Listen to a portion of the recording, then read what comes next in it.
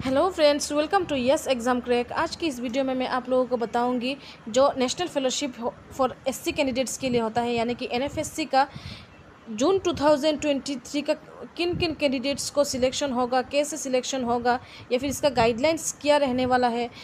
तो ये full guidelines के बारे में आप लोगों को मैं बताऊंगी, जो एनएफएससी का फुल गाइडलाइंस है। तो यहाँ पे आप लोग देख सकते हैं national fellowship for providing fellowship to schedule caste students. तो ये उन कैंडिडेट्स के लिए है मेनली जो परसुइंग एमफिल या फिर पीएचडी कर रहे हैं। इसके बाद देखिए, ये गाइडलाइंस जो है वो मॉडिफाइड ऑन 13/03/2023 में ये मॉडिफाइड हुआ है। पहले था इफेक्टिव फ्रॉम 21, लेकिन ये मॉडिफाइड हुआ है ये फेलोशिप। तो एनएफएससी फेलोशिप जो होता है उन कैंडिडेट्स के लिए होता है जो जेआरएफ क्वालिफाइड नहीं किया है, सिर्फ नेट क्वालिफाइड किया है। तो क्या उन लोगों को मिलेगा जो जेआरएफ क्वालिफाइड 2% या फिर 1% से रुक गए हैं, या फिर उन कैंडिडेट्स को मिलेगा जो एमफिल या फिर पीएचडी परस्यू कर रहे हैं। तो ये सारे क्वेश्चंस का जवाब आप लोगों को इस वीडियो में मिल जाएगा। यहाँ पे देख सकते हैं ये एनएफएससी जो है वो एससी कैंडिडेट्स के लिए होता है। और कितना सीट होता है? 2000 फेलोशिप होता है। ईयरली 2000 होता है। ईयरली अगर मान लीजिए आपको 2000 मिलने वाला है तो एक नेट कितने मंथ में होता है? 6 मंथ में होता है। तो 6 मंथ में 1000 मिलेगा। ईयरली 2000 मिलने से जो 2000 मिलता है वो 2000 को डिवाइड करके 1504 होता है यूजीसी नेट के लिए, और बाकी 500 जो होता है वो सीएसआईआर नेट के लिए होता है।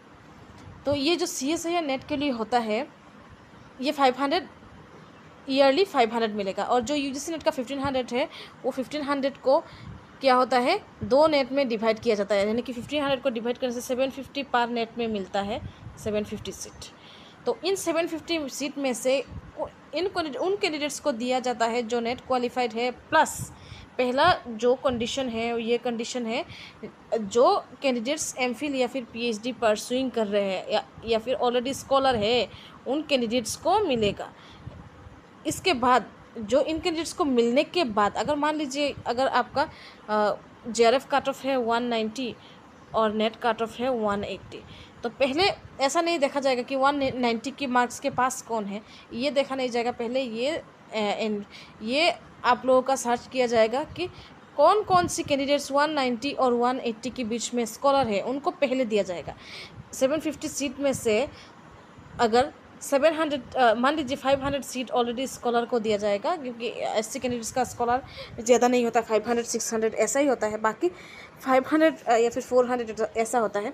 बाकी जो 250 सीट है, जो 250 सीट रह गया है, वो 250 सीट क्या होता है, नॉन स्कॉलर को दिया जाता है। यानी जो कैंडिडेट्स ऑलरेडी स्कॉलर नहीं है, सब स्कॉलर को देने के बाद नॉन स्कॉलर को दिया जाता है। नॉन स्कॉलर को देने के बाद क्या होता है, उन कैंडिडेट्स को दिया जाता है जो 190 मार्क्स के थोड़े नीचे है, 1% के नीचे, 2% के नीचे, तो उनको दिया जाता है। तो ये आप लोगों को ये जो फॉर्मूला है, जो कैसे सिलेक्शन किया जाता है, आप लोगों को शायद समझ में आ गया है। और आप लोगों को ये जो गाइडलाइंस है या फिर एनएफएससी की कब अवार्ड लेटर आएगा, कब आप लोगों का सिलेक्शन लिस्ट आएगा, तो आप लोगों को इस वेबसाइट पे विजिट करना है। यहाँ पे देख सकते हैं nsfdc.nic.in, यहाँ पे देख सकते हैं। इस वेबसाइट पे आप लोगों को विजिट करने से सब पता चल जाएगा। इसके बाद देखिए, इम्प्लीमेंटिंग एजेंसी कौन पहले ये मतलब एनएफएससी जो होता है ये कौन कंट्रोल करता है। तो पहले यूजीसी वाले कंट्रोल करते थे, लेकिन अब national scheduled caste finance and development corporation, ये सर्च करने पे भी आप लोगों का एनएफएससी के बारे में सब कुछ पता चल जाएगा। इसके बाद देखिए, ये लास्ट ईयर सितंबर से ही ये नोडल एजेंसी दे दिया है इन national scheduled caste finance and development corporation को। पहले यूजीसी वाले चलाते थे। तो आप लोगों को पहला कंडीशन है, आपको एमफिल या फिर पीएचडी करने से आपको प्रेफरेंस मिलने वाला है। अगर आप पीएचडी या फिर एमफिल कर रहे हैं तो आपको विदिन 3 मंथ में आपको ज्वाइन करना पड़ेगा। जो अवार्ड लेटर जब आएगा, पहला क्या होता है, लिस्ट आता है, जो एनएफएससी का लिस्ट आएगा। लिस्ट आने के बाद आप लोगों का अवार्ड लेटर आएगा। तो ये वक्त लगता है थोड़ा, कभी कभी 4 वीक्स 5 वीक्स ऐसा भी लग जाता है लिस्ट आने में। इसके बाद 1 महीने के बाद अवार्ड लेटर आता है। लेकिन आप लोगों को फेलोशिप जिस दिन से एडमिशन होगा, या फिर ऐसा भी होता है अगर आपको बाद में एडमिशन हुआ तो एडमिशन की डेट से होगा, और आपने ऑलरेडी एडमिशन ले लिया तो आप लोगों का नेट की रिजल्ट से ही होगा। लेकिन आप लोग का अवार्ड लेटर में थोड़ा टाइम लगेगा, लेकिन आपको बैक एरियर पेमेंट भी मिलेगा। और अगर आप ऑलरेडी स्कॉलर है विदिन 3 मंथ्स आपको JRF ज्वाइन करना पड़ेगा यूनिवर्सिटी में। और अगर आप ऑलरेडी स्कॉलर नहीं है तो आपको विदिन 3 ईयर्स में आपको ज्वाइन करना पड़ेगा। तो एक स्कॉलर एक ही फेलोशिप ले सकता है, यानी कि ऐसा नहीं है कि स्कॉलर एक NFSC का फेलोशिप ले या फिर और एक ICSR का फेलोशिप ले या फिर कोई JRF नेट JRF का फेलोशिप ले, ये नहीं है। और कितने ड्यूरेशन तक मिलता है यहाँ पे आप लोग देख सकते हैं। अगर आप MPhil कर रहे हैं तो 2 ईयर्स मिलेगा और 2 ईयर्स मिलेगा। और अगर आप मान लीजिए PhD कर रहे हैं तो 5 ईयर्स मिलेगा, 2 ईयर्स JRF मिलेगा और 3 ईयर्स SRF मिलेगा। और सिर्फ MPhil किया तो सिर्फ 2 ईयर्स मिलेगा, क्योंकि 2 ईयर्स जो वो JRF मिलता है। JRF से SRF 2 ईयर्स के बाद JRF कन्वर्ट हो जाता है SRF में, जो फेलोशिप बढ़ जाता है तभी। इसके बाद देखिए MPhil प्लस PhD कर रहे हैं तो आपको 5 ईयर्स, टोटल 5 ईयर्स मिलेगा। आप जितना भी MPhil प्लस PhD करेंगे 5 ईयर्स मिलेगा। तो आपको 2 years for junior research fellowship, मान लीजिए आपने MPhil 1 ईयर कर लिया है, बाकी 1 ईयर आपने लिया है, तो PhD में 4 ईयर्स ले सकते हैं। तो ये है फुल आप लोगों का डिटेल्स। इसके बाद देखिए कितना फेलोशिप मिलता है। फेलोशिप तो इंक्रीज़ हुआ है, साइंस वालों का इंक्रीज़ हुआ है अभी, जो ह्यूमैनिटीज़ एंड सोशल साइंस उनका भी इंक्रीज़ होगा, लेकिन लगभग यहाँ पे देख सकते 31,000 JRF पहले का है, अभी इंक्रीज़ होगा, इस साल इंक्रीज़ होगा, नोटिफिकेशन आएगा। इसके बाद 35,000 SRF है। 31,000 ऐसा नहीं है सिर्फ 31,000 का प्लस आप लोगों को HRA भी मिलने वाला है। HRA 9%, 18%, 27% है, तो वो HRA प्लस मिलता है। और क्वार्टरली बेसिस पे क्या मिलता है, कॉन्टिजेंसी मिलता है। तो कॉन्टिजेंसी मिलने से आप लोगों को क्या होता है, लगभग 39,000 आप लोगों का, अगर आप अच्छे सिटी में हैं तो आपको HRA ज़्यादा मिलता है 27%, अगर आप लो सिटी में हैं तो आपको 18% मिलता है। ऐसे तो आप लोगों को लगभग 40,000 के आसपास आप लोगों को फेलोशिप मिल जाएगा। इसके बाद देखिए आप लोगों का ये डॉक्यूमेंट क्या क्या देने वाला है। आप लोगों को यूनिवर्सिटी में अपना आधार बेस्ड ID प्रूफ ये सब दे के फॉर्म फिलअप करना पड़ेगा।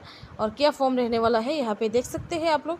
जो फेलोशिप है नेट JRF या फिर जो NFSC या फिर नेट JRF होता है, सबका अमाउंट एग्जैक्ट सेम होता है, लेकिन अपना अपना नोडल एजेंसी होता है, वहाँ पे आप लोगों को वो वही कंट्रोल करता है। लेकिन यूनिवर्सिटी में आप लोगों को ये फॉर्म फिलअप करके मंथली बेसिस पे सबमिट करना है। तो यहाँ पे देख सकते हैं, ये आप लोग जब ज्वाइन करेंगे, अभी आप लोगों को लिस्ट आएगा, लिस्ट आने के बाद अवॉर्ड लेटर आएगा, तभी आप लोगों को ये फॉर्म फिलअप करना पड़ेगा।